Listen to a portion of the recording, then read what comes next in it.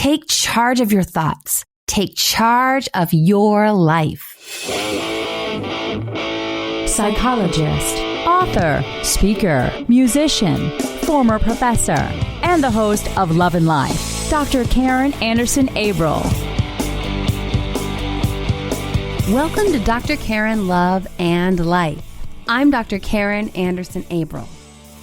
Every week I say it, take charge of your thoughts, take charge of your life. And I mean that even when life doesn't go as planned. And for those of you who've listened for a while, you know that much of what we talk about on Love and Life refers to those situations in life that were not scripted, those situations that we would have planned, if we'd had the choice, quite differently. And yet, here we are in this circumstance. And what are we going to do? How are we going to handle it?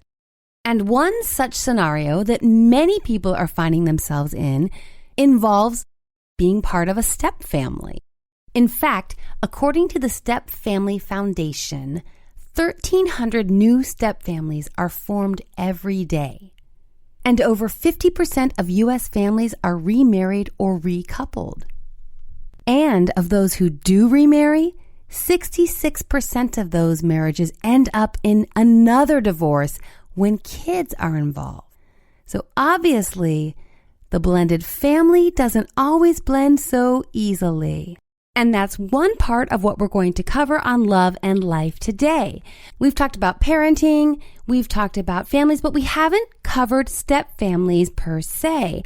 And there's so much going on with step family relationship. So this is just an initial foray into the topic of step families.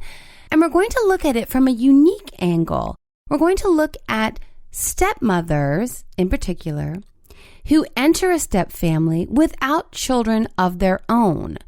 And so what it means to be a stepmother without your own bio kids. Because of course, some families are made up of his kids and her kids, and they do the Brady Bunch thing and go from there. But some of us, and that's actually me included, enter a family where we are not biological mothers, and yet we become stepmothers, which is a somewhat unique arrangement. And not only is it a unique arrangement, it's also a somewhat precarious role to take on. Because the stepmother role is a loaded one. And we'll talk about this more later in the program when I interview Kelly Palmquist, who's written about this subject for Stepmom magazine. But just to set things up, let's take a quick look at the research regarding the stepmother role and how stepmothers are perceived somewhat differently than stepfathers. I'm referring to now a study by Dr. E. Mavis Hetherington. She's a psychologist who conducted a longitudinal study for over 3 decades, looking at 1,400 families who had experienced divorce and remarriage. And what she found was that whereas stepfathers were oftentimes appreciated for the role they played in the family, for bringing in financial support, providing mom with companionship, and even becoming a friend to the children. However, stepmothers were not perceived in the same light. Dr. Hetherington found that there was more intense resentment towards stepmothers when compared to stepfathers. And there's so much at work here that we'll look at later in the episode and also look at in subsequent episodes.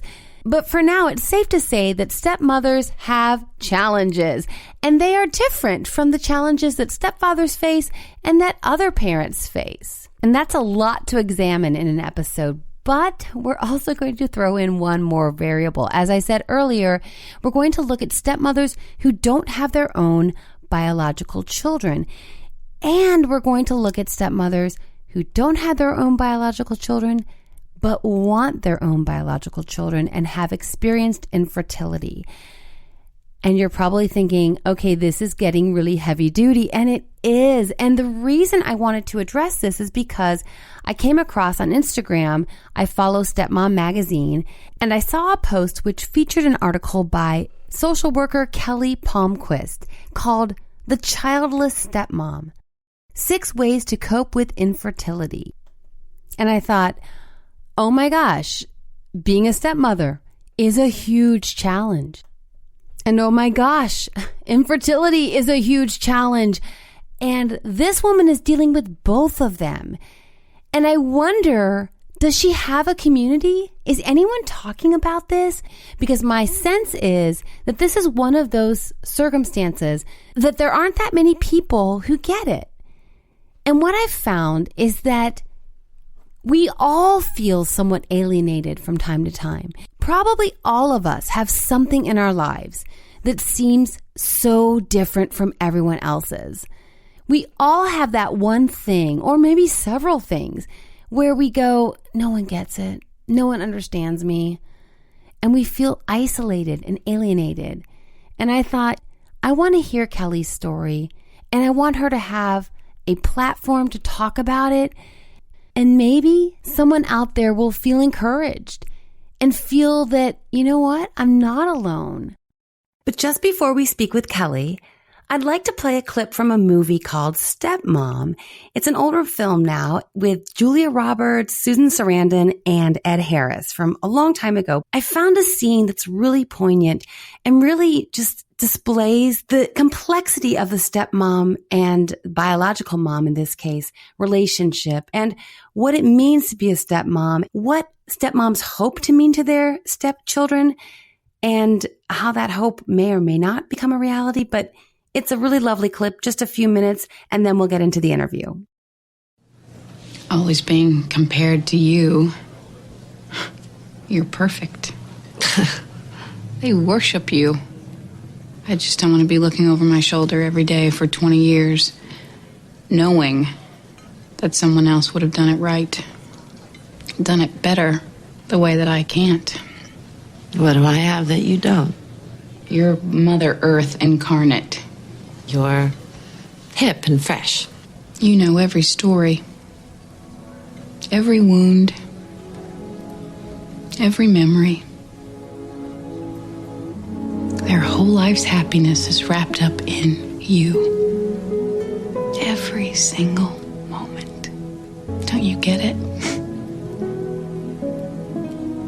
Look down the road to her wedding.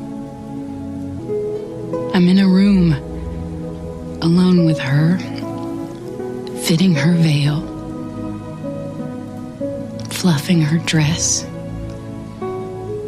telling her no woman has ever looked that beautiful. And my fear is that she'll be thinking, I wish my mom was here. And mine is, she won't. But the truth is, she doesn't have to choose. She can have us both. Love us both. And she will be a better person because of me and because of you. So now let's talk with Kelly Palmquist about this subject. Kelly Palmquist has a master's degree in both counseling and social work. She has extensive experience in mental health, long-term care, and medical social work, and currently works as an advocate for veterans. Her blog, Sunshine in Heavy Weather, aims to help women navigate life's challenges with grace and gratitude. She also brings her unique experiences as a stepmom to her contributing writer role with Stepmom magazine. Kelly, welcome to Love and Life. Thanks for having me. I'm so excited to be here. I came across your article in Stepmom magazine, and you tackle a subject. It falls under one of those categories that I don't think a lot of people talk about. Maybe people are having this conversation somewhere, but I'm not privy to it, and I don't hear people talking about it a lot. So I was really pleased to have the opportunity to share what you contributed to Stepmom magazine this month. This month, we talked about experiencing infertility as a stepmom. I think that a lot of people, maybe not a lot of people, but people do talk about infertility at times. But I think as a stepmom, when you experience that, it's a whole different kind of ball of wax. And I wanted to reach out to the readers of Stepmom magazine who were maybe experiencing the same thing as me to let them know that they weren't alone. Well, exactly, because we all go down our unique path.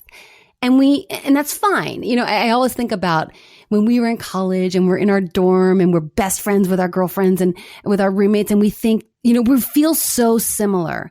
And then life just shoots us off into these different trajectories.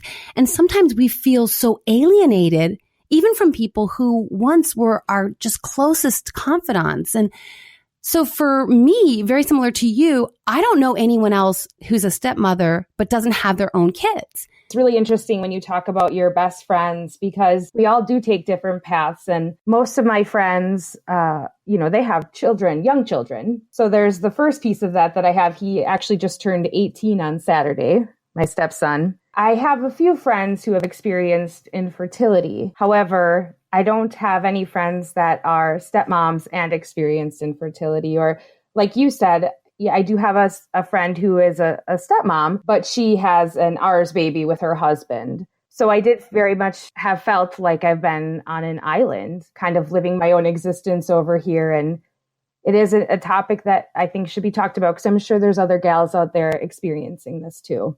Yeah, exactly. And that's one of the beauties of a podcast, is that, we will use hashtags to try to make this episode searchable to the women that we hope to connect with, to let them know you're not alone. You're not the only one out there in this circumstance. And, one of the things that you brought up in the article that I thought was really interesting, and you basically said, consider sharing or not. Can you elaborate a little bit about that? Yes, absolutely. When I talk about considering sharing or not, you really have to kind of consider who you're speaking with. There are people who I think are empathetic and receptive, and this is something that you can talk about with them. This is something that's, for me at least, is a very vulnerable part of my life. And so I choose to share my heart with only certain people. There's a lot of people that I just kind of have a surface level conversation about this with. So when someone says, "Oh, do you have any little ones?" I just say, "Oh, not yet," instead of kind of giving them the whole story, because I have to protect my heart, and it can depend, because there's days where I feel totally okay with the way things are. I'm happy to be a stepmom and have my career, but then there's days where I feel very raw and vulnerable about it. And those are the days that I definitely don't share with folks. And I just kind of give them that standard response. It reminds me of a story. I was on a plane. I was going down to Florida for a girls' trip last year. And you know how people on a plane, they start chatting you up, and that's great. That's fine. This woman next to me just asked me, because and let's talk about this too. Probably the first question that any woman asks another woman is, do you have kids? It's like before anything else about you or about your entire being, they first want to know, did you procreate? Have you done what women are designed to do? And if you don't do it, you're a failure. And I know they don't mean that, but that's what we lead with so often. So this woman asked me, do we have kids? And I said, no, I don't. Because I just wanted to leave it alone, because I really didn't feel like talking about it, because I got married at 42 and my husband and I went through some procedures and we gave it a go. Long story short, but it didn't happen. That was something I had to reconcile with. But like you, it's a very, very sensitive topic and I never talk about it. So it's just because, like you said, protecting your heart. We're sensitive people, many of us, most of us.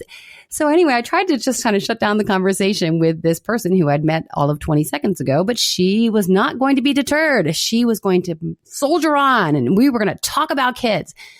So she kept pushing, oh, you don't have kids? And I go, well, I got married at 42, a little bit later. Well, you can still have kids. And I, again, trying to derail, didn't want to go there. I said, well, I have 3 stepkids. I thought this would, placate her. See, I am kind of a mother, like ish. I have mothering to do in some capacity. And so then she kept pushing about that. Well, how's that going? And I'm thinking, oh my gosh, this is none of your business. And shame on me for failing to realize, when someone asks you a question, you are not obligated to answer. It's something that I'm still learning in this life. But so she kept pushing. And then she's like, well, so you want your own kids, right? Literally, this went on and on. Yeah, I think we live in a very mom-centric society, in that there's so much of our worth that's associated with being a mother, and that so many people have a very narrow vision or scope of what motherhood means or look like. And so many people think, well, don't you want babies? Or why haven't you had babies yet? Or, not even strangers.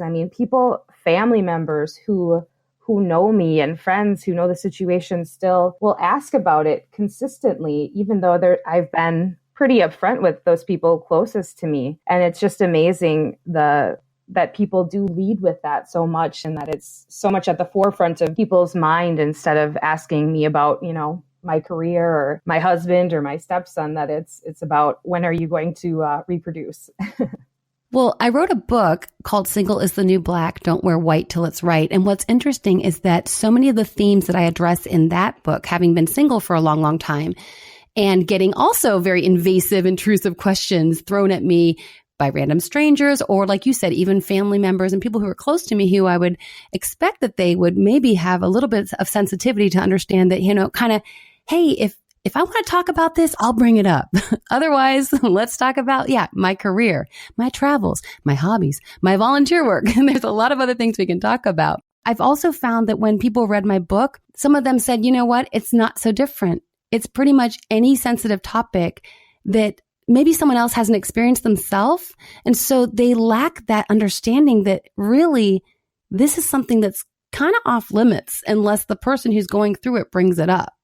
And again, I know people are well-intentioned. They're not out to hurt us. They're not out to, hey, let's talk about the most painful thing in your life right now at 10 a.m. But it's still, that's what happens. Yeah, absolutely. And I think you hit on something really important there, that we know that people come with the best of intentions. And so, I think we are very patient with people. I know that I am, and I'm sure you are as well, like you were with that lady on the airplane, that we are patient with people and understand that they're coming from a good place.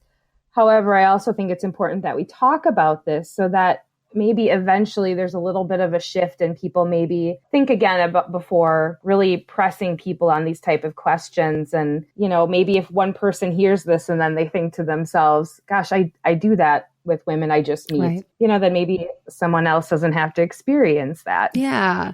And I would think with people that you just meet, probably let's just talk about something else like the weather or, the royal wedding coming up. That's fine. That's safe, but even for close friends, then one of the tips that I've given single women and encouraging them to tell their family members, hey, I know that your questions are coming from a pure place and you want me to be happy, but I want you to know I am happy.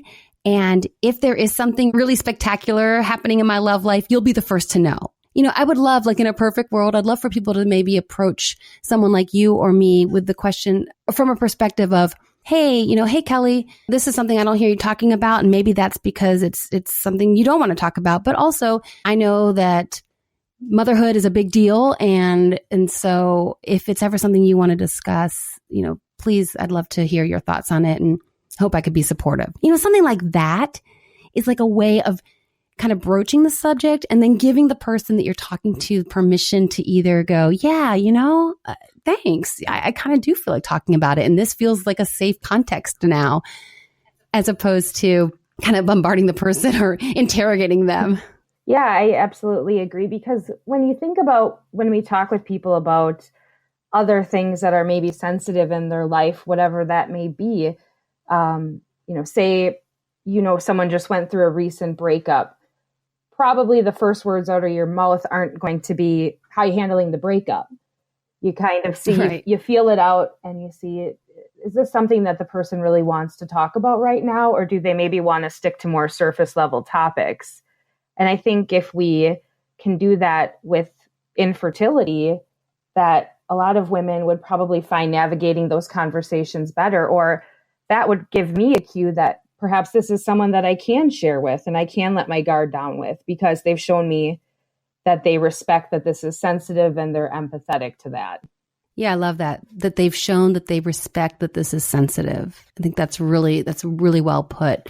Something that we could generalize to many domains of life. Let's just try to be a little sensitive. People are going through a lot underneath the surface. So one of the things you talk about, which I love, is celebrate what we have. Even though, no one is a little girl and thinks, I can't wait to be his second wife. I'll walk down the aisle and I'll be the bride number 2 for this guy. No one plans this. So when you talk about celebrating what you have, like how did that kind of start to sink into you and help make a difference and help you find the beauty and the joy in a circumstance that you wouldn't have scripted out for yourself? You're absolutely right. When I was a little girl and I thought about what my life would look like, this wasn't it. Whether it's, having a stepson or, struggling to have a baby or living in the UP. I didn't plan that either, but here I am. And I have a great life and I'm very happy and very fulfilled with the life that I do have. I was 26 when I met Pat. So my stepson, Ethan, was 10 at that time. And I was, pretty naive and kind of thrust into this role. At that time, he was with us every other weekend and summers. And so I dabbled in it and I started to learn about how to be a stepmom because no one gives you a handbook on that or what you're supposed to do or how you're supposed to interact with his mother or any of those type of things. But when he moved in with us full time, that's when things really became challenging, but also became really special for us. I think our bond really grew in that time. And I don't know that I could face the infertility is related to having diagnosis of endometriosis and polycystic ovarian syndrome. And that's been a tough road for me. I've had multiple surgeries and it's been challenging. And I don't know that I could be as accepting of that if I didn't have my stepson, because I feel that he's enriched my life in so many ways and made me a better person. As a stepmom, we take the back burner a lot because we're good enough for pickups and drop-offs and, school functions and homework at night and the nitty-gritty. But then there's days like Mother's Day where we are expected to automatically take a step back. We have to learn how to be okay with that. And there were times as a stepmom where I wasn't, and I felt feelings of jealousy or sadness.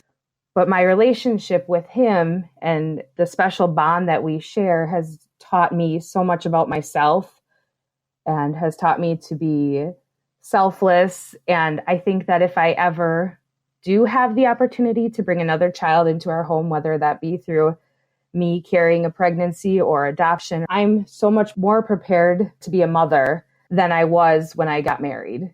Yeah. And it's hard, I think, because the stepmother is vilified in our culture through the Brothers Grimm and Hans Christian Andersen and all the fairy tales, the wicked stepmother. I mean, that's a very, very salient and powerful stereotype in our culture. And of course, we should be considering the kids because they didn't ask for this. They didn't choose this. They didn't want us in their lives. And that's something that I would think about a lot when there were some bumps in the road with my stepkids. I thought, they didn't ask for this. I didn't destroy their family because I came on after the divorce, but this is this new woman who's in their face all the time. And so of course the kids have to come first and foremost. At the same time, we have feelings too. And it's very easy for stepmothers in particular to be vilified. I was looking at some of the research and it shows that stepfathers are typically more accepted by the kids quicker than stepmothers. And that might be that the father role in some cases is more distant in general, or because the stepfather may be providing financially for the kids and the kids can see that. Whereas the stepmother, how she's providing for the family is less tangible.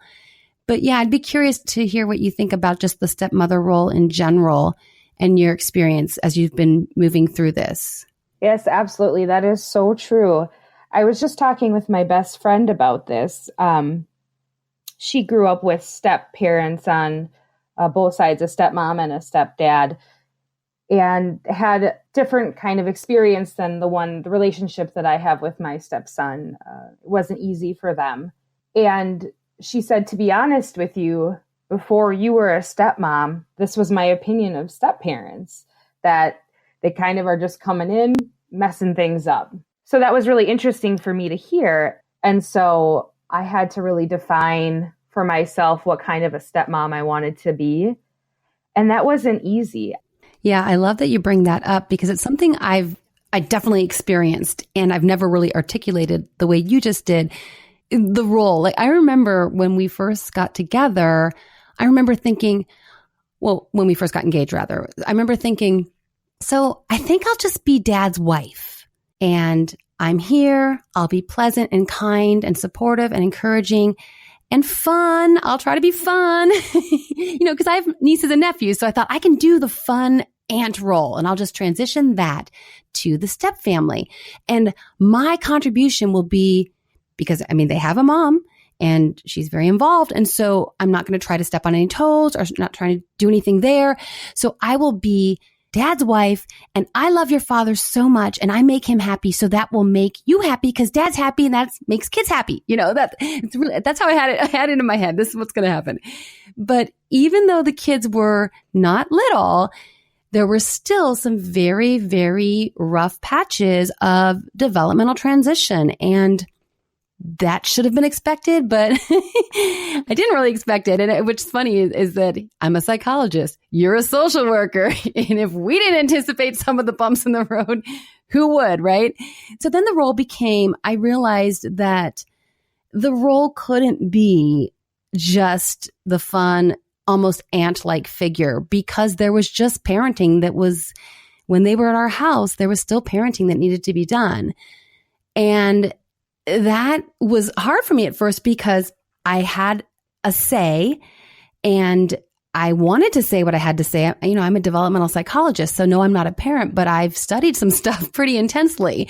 And so what I will say is that because my husband was so receptive and supportive of my opinion and really understood that when I would say something that I was coming from a place of love and expertise based on my academic domain. And so there was that support. I can tell you that when I had some opinions about what was going on with these developmental transitions, if my husband had not been supportive of me, that would have been a huge problem in our marriage. And these were kids that were not living with us full time. But still, there were enough bumps in the road that I really needed him to be on my team and knowing that I was still looking out for his kids' best interests. And I'm sure that's tough for a parent to navigate. Now thinking from my husband's perspective, because, he's the guy who broke up their family, right? He and their mom decided to part ways. And so oftentimes there's the guilt related to that in terms of the bio parent, whereas the step parent is going, hey, I see this more clearly because I don't have this connection to these kids the way you did. I didn't change their diapers. I just see what they're doing at 18 years old and it's not okay. Oh gosh, so true, so true. Because we come into this at a later part of their life and with a fresh perspective because of our background and because we are coming into this later in the child's life. And luckily with me too, my husband has always been very perceptive and welcoming of my thoughts and relies on me a lot. And we talk through things, which if it wasn't like that, I think we would really struggle because co-parenting with one another in a household is challenging enough. And then you add in another household and her partner. And so there's 4 of us trying to parent the same child. And we all come from different backgrounds, have different opinions. And so my husband and I really have to be a cohesive unit. It's really critical. Yeah, that's so true. And I just have to give a shout out to my husband again, because with some of these challenges, he'll say things like, it wouldn't have gone down that way without you. You really brought that perspective I needed because he's in it. He doesn't see it as clearly. And that was very affirming for me because there were times when I felt like I'm becoming the wicked stepmother here. There's a reason that stereotype exists. It's because we morph into these women that we don't even recognize ourselves. And it's really crazy. Dr. Karen Anderson-Abril. I'd love to connect with you on social media. On Instagram, I'm at Dr. Karen, dr.karin. Here I share my thoughts on love and life through original quotes and images. I'd love to have you join the conversation. On Twitter, I'm at Dr. Karen Anderson. You can find me live tweeting my favorite shows, This Is Us, Will and Grace, and my guilty pleasure, All Shows Bachelor Nation. On Facebook, I'm at Dr. Karen Anderson-Abril. There you can read my blog, see where I'm speaking, and find links to others' podcasts when I'm a guest on their show. And getting back to the topic we talked about just a little bit earlier, because I think it bears repeating. People are very quick to dismiss, well, you knew he had kids.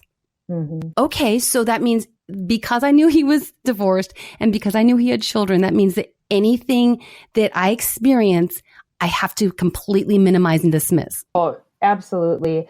So say one of your friends who has their own children, we don't say to them, well, you knew it was going to be hard when you had kids. But people say that to step parents all the time. Well, you knew you had a kid, or you kind of knew it was going to be hard. But even if you know it's going to be hard, it doesn't prepare you to walk through those waters. Yeah. And I think that is the takeaway that I definitely hear if folks are able to get there. And honestly, I was looking at the statistics. Remarriages with children involved, they're about 60 to 70% chance of divorce with these marriages. So if you're able to get through and really stay in love with your husband, despite the challenges, then, I mean, we're warriors, I think. We've made it. But the payoff is wonderful. You're right. Cause I mean, I don't have kids and so these are my kids now and I love them dearly. I feel very protective of them and I feel very proud of them, even though I showed up later.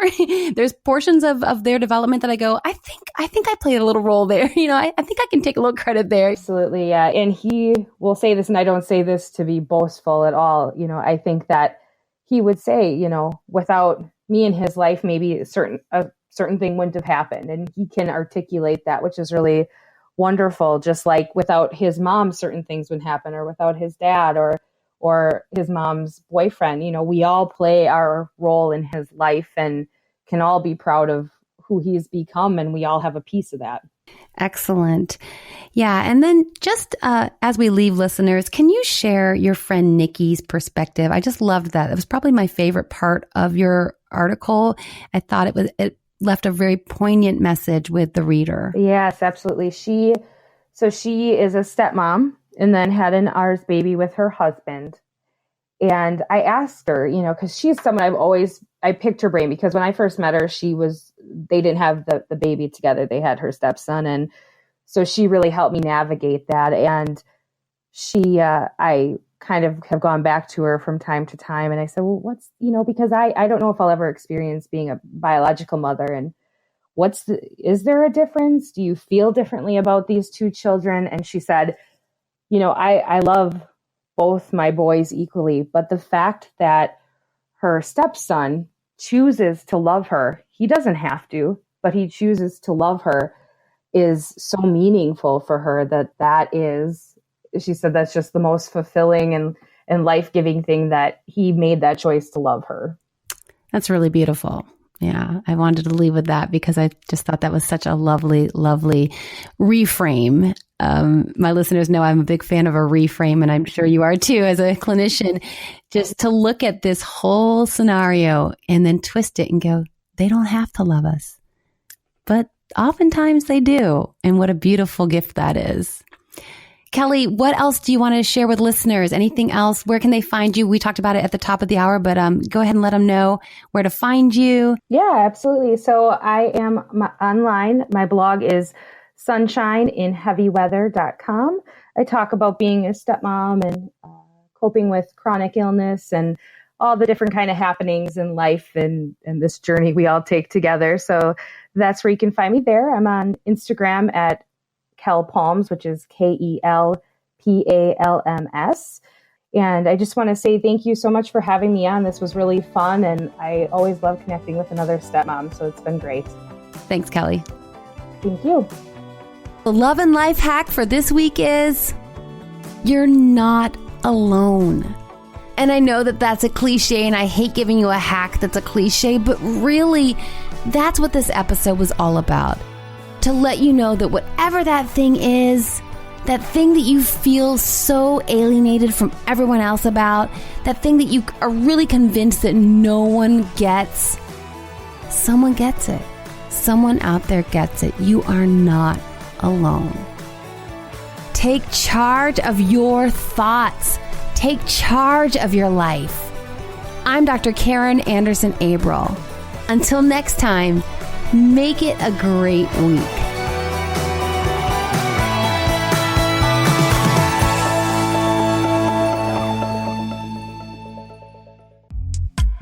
Dr. Karen Love and Life is produced by Chip Gregory, senior producer Michelle Musso, and host and executive producer Dr. Karen Anderson Abril.